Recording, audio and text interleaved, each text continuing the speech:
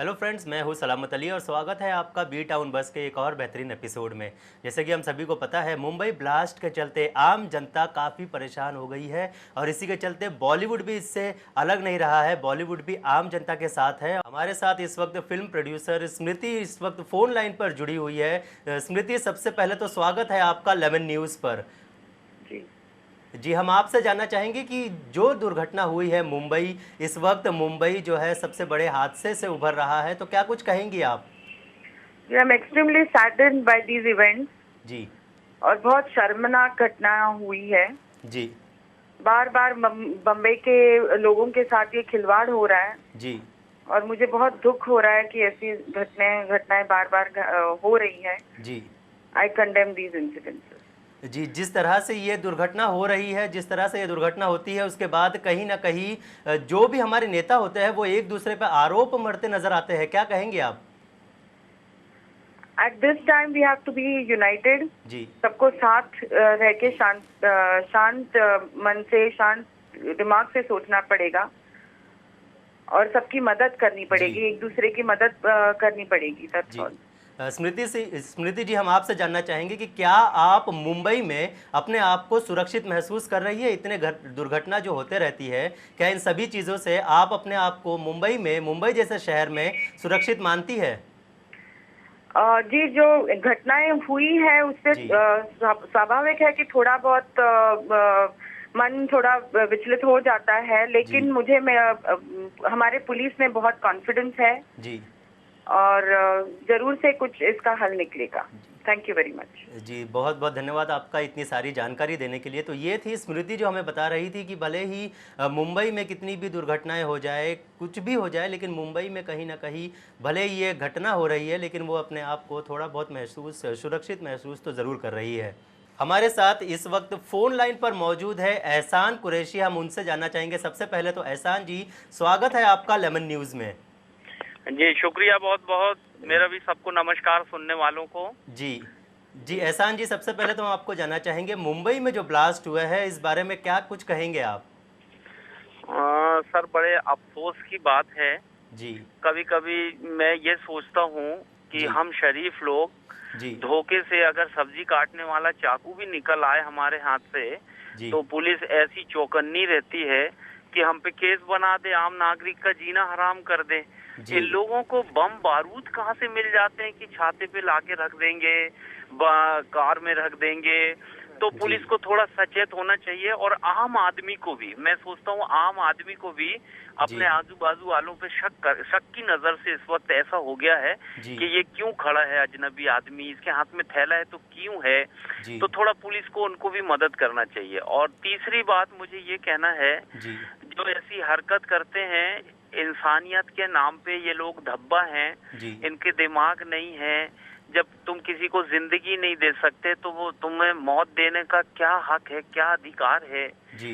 क्यों होता है? बड़ा मन दुखता है। कल से तो हम लोग इतने बेचैन हो गए, रात दिन हंसाने वाले खुद हंसना भूल गए, इतना दर्द भरा है। जी।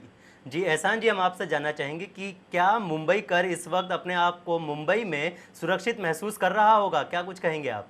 नहीं, सुरक्षित तो महसूस नहीं कर रहा है। एक तो एक जी। मजबूरी है, पेट के लिए मुंबई चलता ही रहता है।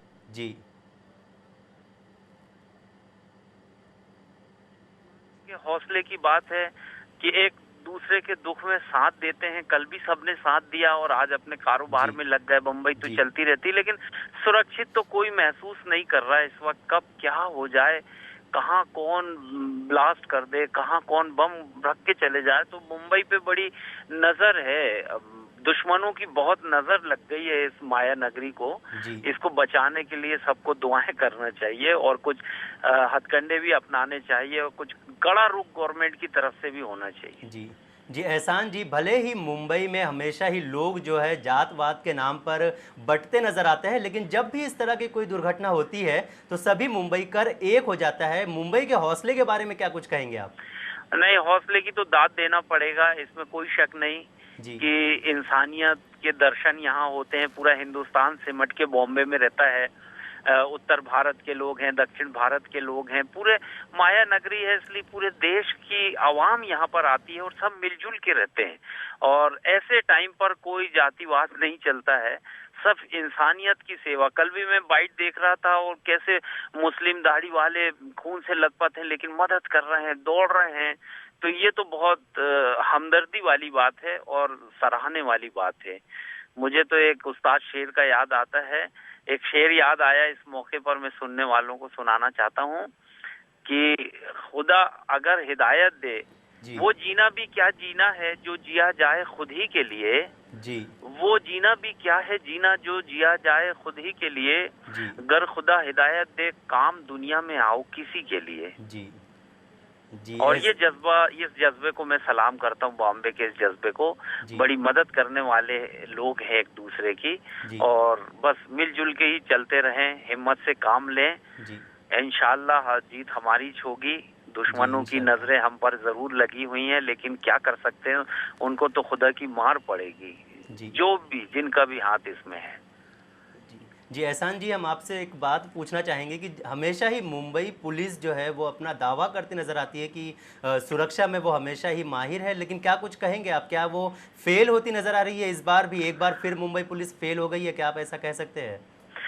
फेल तो हो गई है सर। एक साथ 5 मिनट के अंदर 3 धमाके हो रहे हैं, कोई जानकारी नहीं, और बाद में फिर दौड़ उतनी स्फूर्ति भी उन्होंने दिखाई नहीं। मैंने आवाम को चिल्लाते हुए देखा साहब, ना पुलिस की गाड़ी आई, ना अभी तक के एम्बुलेंस आई, ना यहाँ पर फायर ब्रिगेड आया। तो ऐसा लग रहा है कि पुलिस का ध्यान कहीं और तरफ ज्यादा रहता है।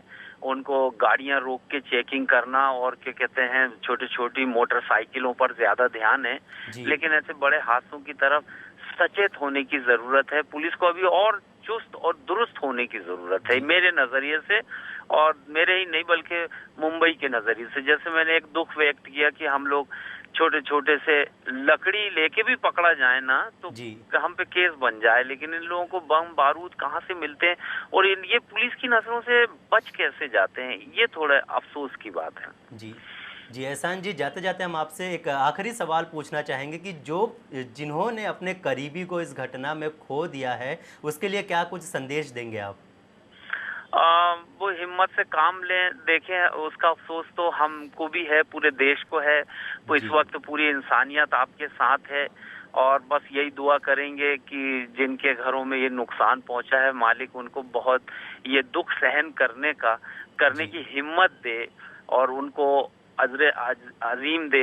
मतलब शहादत का दर्जा मिलता है जो बेकसूर मारे जाते हैं, तो खुदा भी उनको अपनी नियामतों से नवाजता है। इसका बदला कहीं ना कहीं अच्छा जरूर मिलेगा, लेकिन उनके साथ हमारी हमदर्दी है, पूरे देश का दर्द उनके साथ है। वो अपने आप को अकेला महसूस ना करें, क्योंकि इस हम लोग भी कोई भी सुरक्षित नहीं है, कहीं भी कुछ भी हो सकता है।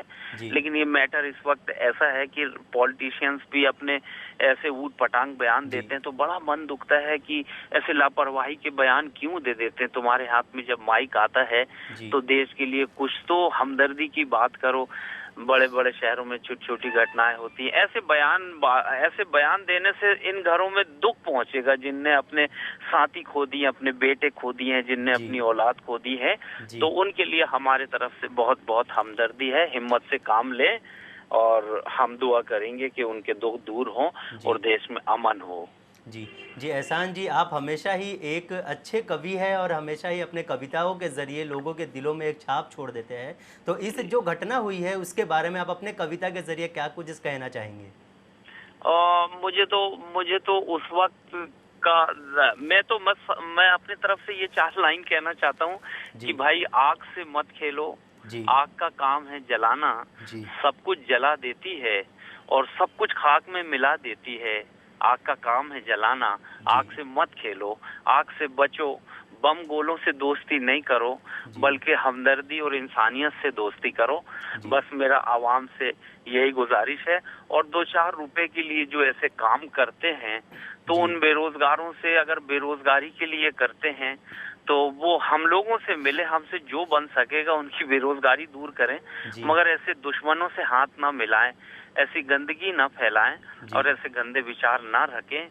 फिर मैं कभी आपके इस चैनल पे आकर बहुत बहुत अच्छी कविताएं सुनाऊंगा। इस वक्त जी। तो मन बहुत भरा हुआ है जी। और आपने ऐसे सब्जेक्ट पे बात की, ऐसे विषय पे बात की, सबको जागरूक कर रहे हैं, आपको भी जी। बधाई। जी। और सचेत होने की जरूरत है। बस आखिरी मेरे को यही कहना है जी। कि हर मुंबई वासी अपने पड़ोसी पे नजर रखे, अजनबी पे नजर रखे। अब खुद जी। ही सैनिक बनने का टाइम आ गया। अब खुद भी सैनिक बनकर जी। चौकन्ना रहने की जरूरत है। सब चौकन्ने रहें और जी। एकता और इत्तेफाक से रहें और बस इस मुल्क में अमन और शांति कायम करें। बेशक हम दुनिया के महान देशों में एक हैं जी। और इंसान बने, इसका फक्र है हमें सर। जी। जी एहसान जी, आपका बहुत बहुत धन्यवाद इतनी सारी जानकारी के लिए और हमसे जुड़ने के लिए ख़ास करके। तो ये थे एहसान कुरैशी जो हमें बता रहे थे कि अब वक्त आ गया है सैनिक बनने का, अब वक्त आ गया है जागरूक होने का। हमेशा ही अपने पड़ोस में क्या कुछ हो रहा है उसकी खबर रखनी चाहिए, तो शायद इस तरह की दुर्घटना जो है वो कम हो सकती है।